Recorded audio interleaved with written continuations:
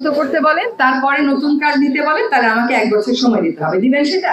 তার থেকে আমি এখন ভবিষ্যতের সমস্যা যেন আর না হয়, সমাধান কিভাবে করা যায় সেদিকে আগাই।